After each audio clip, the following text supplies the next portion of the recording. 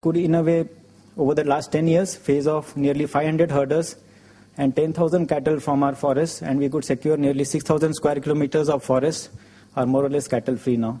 And this was attained because of the support from the joint forest management committees and eco-development committees. And that is why it is being sustained. It was not a top-down government regulatory initiative. It was done by the people themselves. Most of the herders also have got other livelihood options now. And scientific studies have also been conducted by many top institutes who have not given us the good news that the wildlife populations are bouncing back. Blue sheep are visible in places where they were not there. Snow leopard signs are there. Musk deer is also being sighted now. So it's very good news from the wildlife point of view. And tourists are also getting attracted because of that. And the same herders are now functioning as tourist guides, as porters, and they are still trying to supplement their livelihoods. So in the end, I would like to again thank the sponsors and the organizers, Ashoka Trust for Research in Ecology and Environment, and all the audience for making this choice and for showing the trust in me. And I'm sure that this recognition will go a long way in redoubling our energy and our commitment to live up to the ideals that Dr. Khoshoo always embodied. Thank you very much.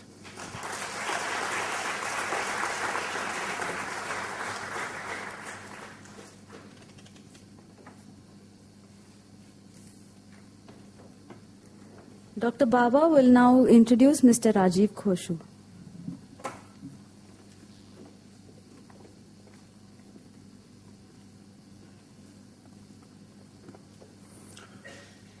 It's a pleasure to introduce Dr. Raj Khoshoo, who is a Vice President for Siemens Corporation, and more importantly, he's a member of the Research Advisory Committee of the Ashoka Trust for Research in Ecology and the Environment. Raj has a very long interest in sustainability issues. He actually has been involved in teaching sustainability courses at several leading U.S. universities in the schools of business management. And I think he's going to give awards for the school children. Just one. All right. Oh, I forgot about that. During my the last meeting I had with Dr. Khoshoo before he passed away, Dr. Khoshoo urged me to write a textbook on conservation biology, and I promised him that I will do so. However, that promise was not fulfilled until a few months ago. And so we have written the book, and the book is dedicated to Dr. T.N. Khoshoo, and I would like to present a copy of the book to the Khoshoo family, represented here by Dr. Raj Khoshoo. Thank you.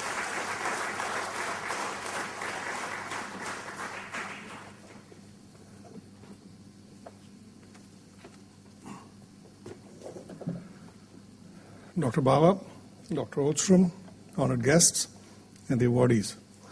Dr. Khoshoo came from a family of public servants, particularly foresters. And sustainability and frugality and economy was taught to us in our DNA right from childhood. So it's no surprise that almost at the tail end of my professional career, I've ended up in sustainability too. And it's really a pleasure to be here. A little bit of history on these school awards. Last year, we instituted these awards in Delhi and Bangalore schools. The idea is what Dr. Khoshoo taught us right from childhood is the notion of sustainability and sustainable development. And what we did is we instituted under the ATREE umbrella of policy, research, and action, an action-oriented program for schools. And the notion is thought and action, and we had a competition in both the cities, and that resulted, of course, we had lots and lots of help of various sponsors, and then we had a panel of people that looked at the awards, and if you move to the next slide. Oh, and this year we have morphed the school award into an Earthian trophy, which is pan-India, which is across Indian schools, 1,200 schools. There's a jury that will be forming to start selecting this, and you can see one of the sponsors here is Wipro, and you can see the first function that happened on the 21st of this month. We expect, again, a grassroots effort with schools competing for thought and action, not just thought. So if you'll go to the next. Our first place winner from the Delhi area is Salwan Public School, and the second place is KK English School in Bangalore, both in first place, and second place is Father Angel School in New Delhi and Srivani Education in Bangalore. And in a minute, we'll hand these awards, but let me first introduce you to what Salwan School did. Here, this project Parivartan, which was basically eliminating of plastic bags using recyclable old clothes. It's a novel idea. It grew from grassroots, and clearly, as you know, the half-life of plastic is many hundred years, and it stays in the environment for a long, long, long time. And therefore, elimination of plastic bags is perhaps a good thing to do. And so you can see the students actively participating. Next. On the Bangalore side of the schools, the focus was on waste, solid waste management, and clearly action in the community on solid waste. Next. In the Father Angel School, you can see they again focused on waste and converting the waste into utility using Tetra Pak and all the aluminum in the Tetra Pak into usable, recyclable. So this idea about taking packaging and turning it to usable goods, and you can see in my professional life I work with companies in packaging and looking at sustainable packaging for consumer packaged goods. So the idea ultimately is to eliminate, get packaging itself sustainable right from the design cycle. The next one is Srivani Education Center. Here, of course, you can see they again focused on waste management. With that, I'd like to get the awards.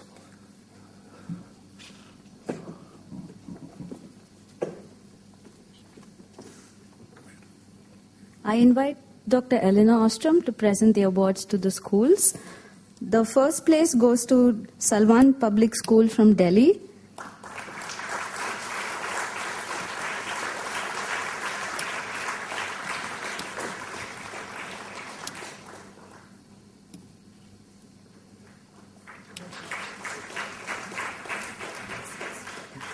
And is shared by KK English High School from Bangalore.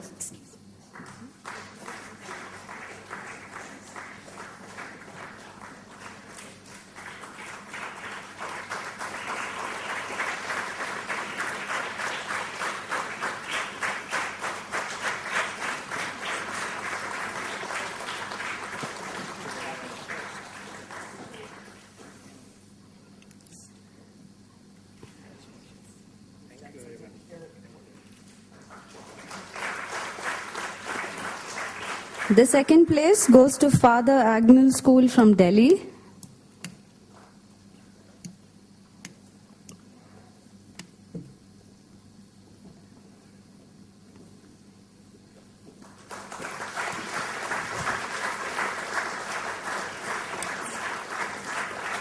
And Srivani Education Center from Bangalore.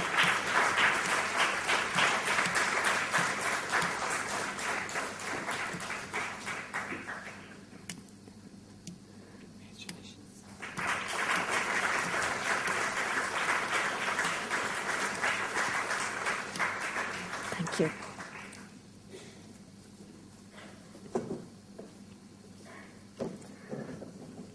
I request Dr. Sharat Chandra Leles, Senior Fellow, ATREE, to now introduce Dr. Elinor Ostrom.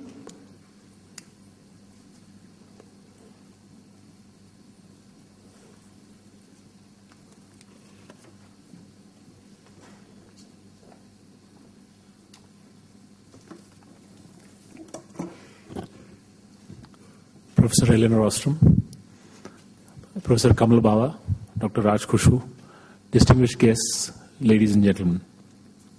I stand here with the responsibility of introducing Professor Elinor Ostrom in just 5 minutes. So the excitement of and the privilege of being asked to introduce Professor Ostrom is tinged with a lot of fear of trying to compress any kind of overview of her work, her accomplishments, and her contributions in a matter of 5 minutes. I'm sure you'll all agree that I will just do a tremendous injustice to all of that if I were to try to actually aim for that kind of a goal. Otherwise, we would all be here listening to me for the next couple of hours. So what I'm going to try to do is just give you a flavor of both Professor Ostrom and Lynn as an individual, as a person, that goes beyond just her academic achievements that you might see in the brochure that you have in front of you. We all know that Professor Elinor Ostrom was the recipient of the 2009 Nobel Prize in Economic Sciences. But in fact, the list of her awards runs into pages. And just to give you a flavor, the Raimar Lust Award for International Scholarly and Cultural Exchange, the Elazar Distinguished Federalism Scholar Award, the Frank Seidman Distinguished Award in Political Economy, the Johann Skite Prize in Political Science, the Atlas Economic Research Foundation's Lifetime Achievement Award, and the John Carty Award for the Advancement of Science are just some of the awards that she has won over her long career. She's a fellow of the American Academy of Arts and Sciences, a member of the National Academy of Sciences of the US, and a member of the American Philosophical Society. Again, just three of many memberships and honors that she's achieved in her professional career. She's also a founder member of the International Association for the Study of Commons, one of the professional societies that many of us working in the field of environment and natural resource management are affiliated with, or have certainly worked with and benefited from in various ways.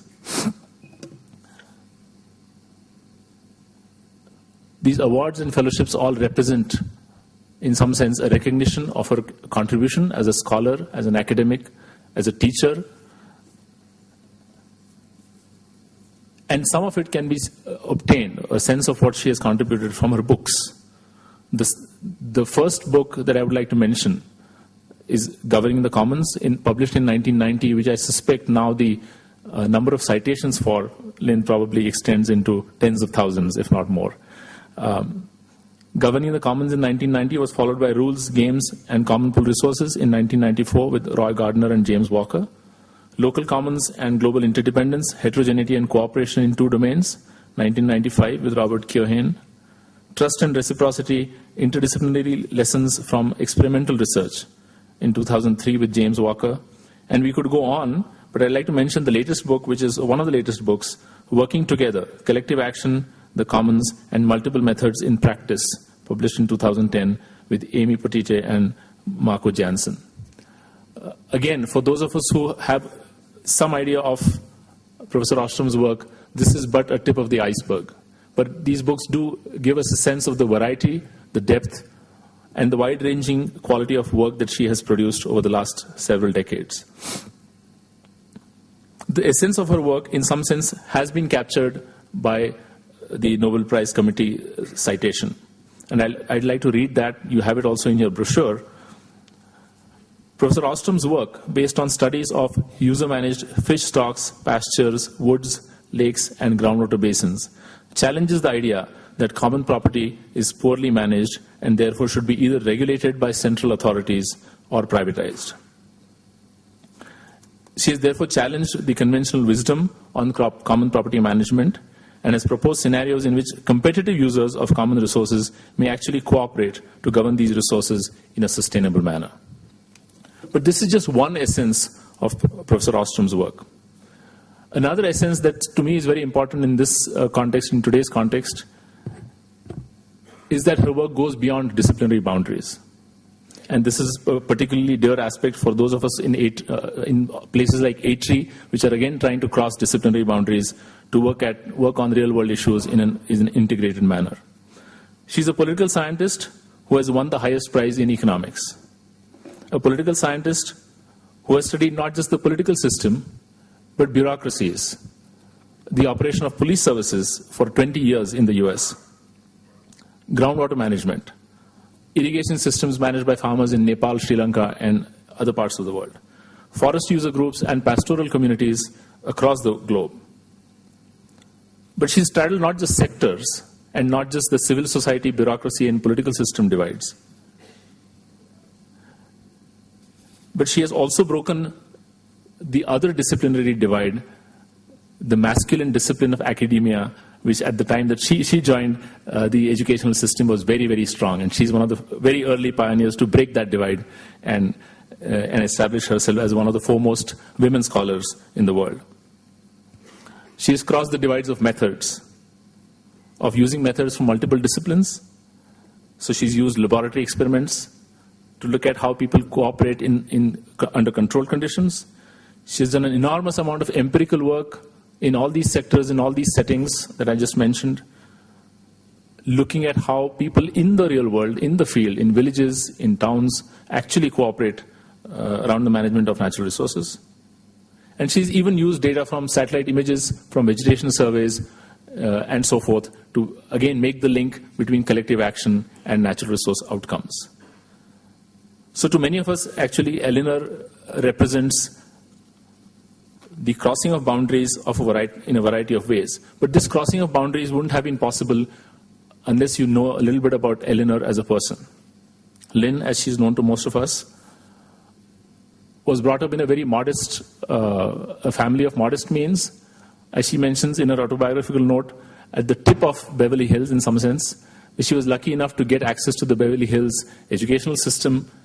She was also the swimming team member and swam competitively for a long time. And that's visible to me last year when I was in a conference in Newcastle. And at the ripe old age of 78, we had Lynn Ostrom on the dancing floor with us, outlasting many of us in our attempt to join in the dancing. Lynn started off with a BA, a master's, and a PhD in political science from the University of California at Los Angeles, where she also met her future husband, Vincent Ostrom.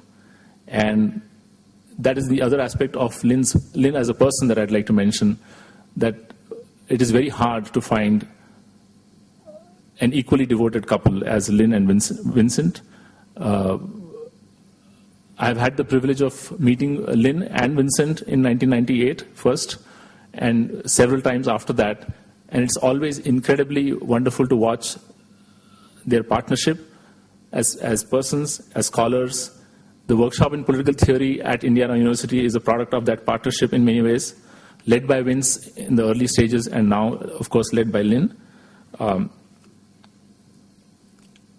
I think most important for all of us in some ways is that Lynn represents the best of academia in the sense of mentoring young scholars across the world. The number of people who have benefited from her advice, from her intellectual contributions, and from her mentoring is just tremendous.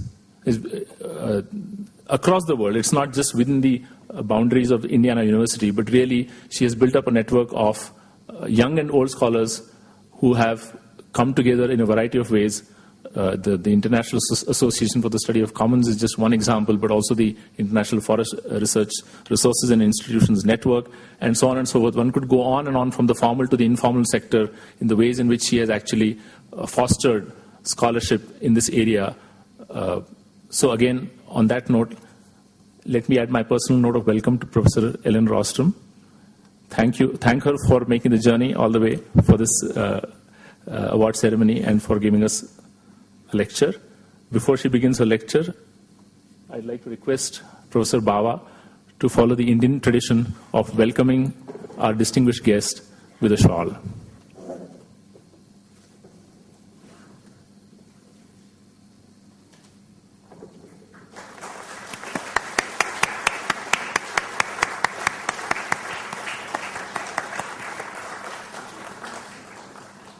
I now invite Professor Elinor Ostrom.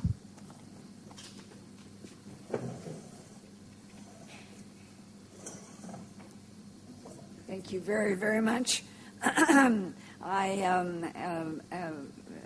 Mr. Khoshoo and Mr. Baba and everyone in the audience. I am much appreciative. And I'd like to deal with some broad challenges today in terms of dealing with both conservation and development.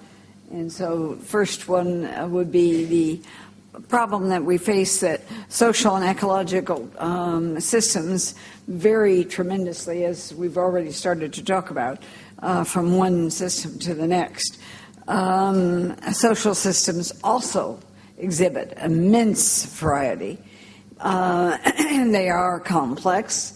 Each SCS is unique, as each human is, and we try to make them as if they were all the same, rather than recognizing how individual they are. As social ecological systems are structured by multiple variables that affect patterns of outcomes over time, and we need to develop our diagnostic skills. So at one point we'll be getting into some of our efforts to look at those diagnostic skills carefully. One of our problems, as Sharad mentioned, is the disciplinary boundaries that we frequently have. We need to draw on disciplinary boundaries, but not only. We need to broaden our scope and understand what we can learn from other disciplines.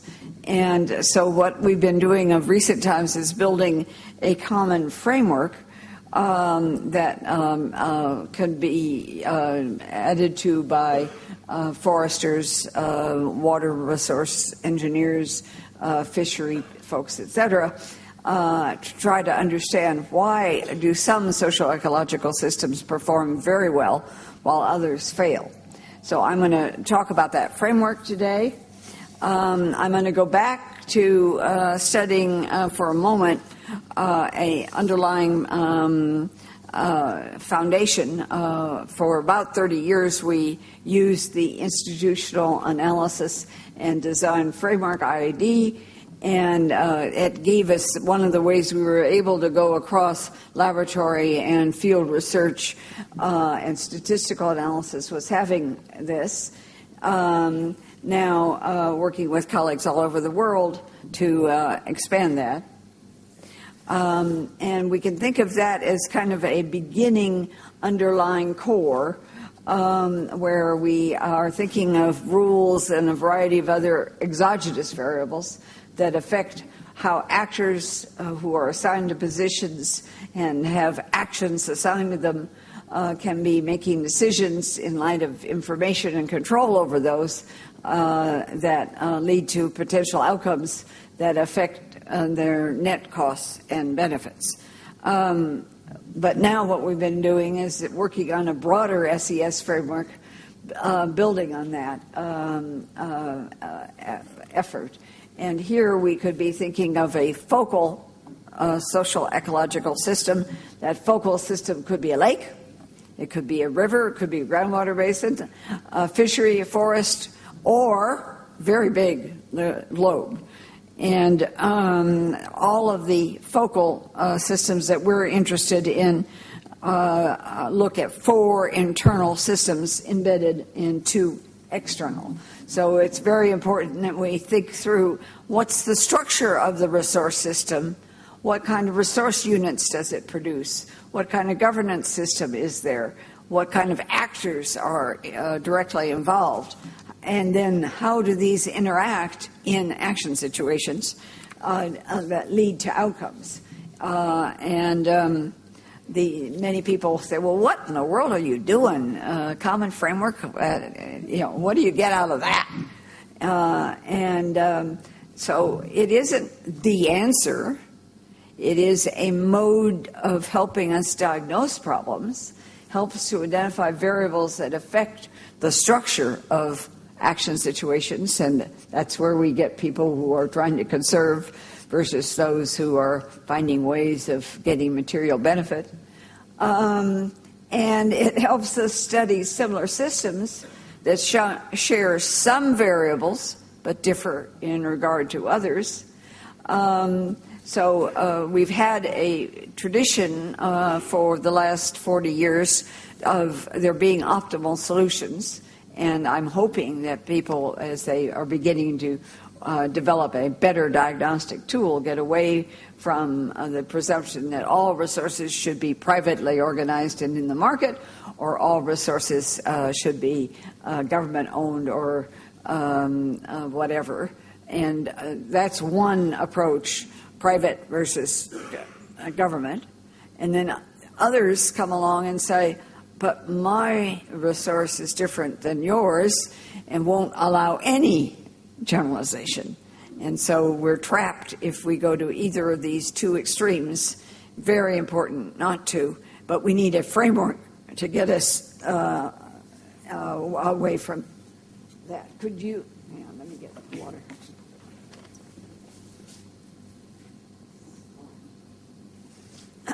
To second-tier variables.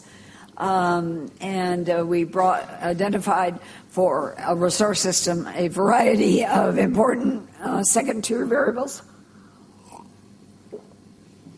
And the same, pardon me, and the same for actors and the same for resource systems and resource units.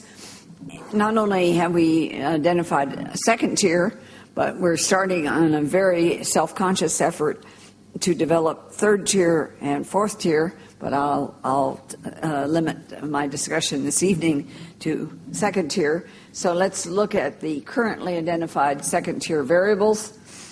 So if we're going to then look at a resource system, what this is arguing is that you don't need 9 variables every time you are thinking about different resource systems, but looking at these 9 in terms of what kind of sector, the clarity of the boundaries, the human constructed facilities, the equilibrium properties, etc., help you say, well, what of those are very important for understanding this resource system?